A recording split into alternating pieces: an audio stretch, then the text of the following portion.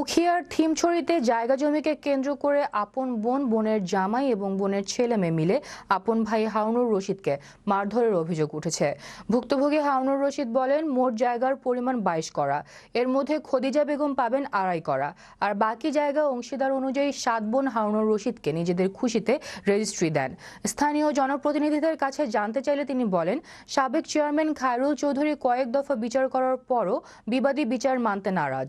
এজন্য সাবেক চেয়ারম্যান বলেন আইনের আশ্রয় নিতে। ভুক্তভোগী হারুনের সুস্থ ও সঠিক নিরপেক্ষ বিচার দাবি করেন।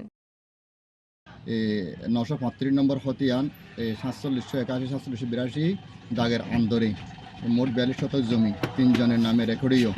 আমার পিতৃত্ব, আমার পিতায়ে 14 শতক জমি ওখান থেকে প্রাপ্ত হয়। 14 শতক জমি থেকে আমরা ভাই বোন 13 জনে বন্টন করে 2 খরা 33 পয়েন্ট জমি বোনের প্রাপ্ত হয়। 4 খরা 66 পয়েন্ট জমি ভাইয়ের প্রাপ্ত হয়।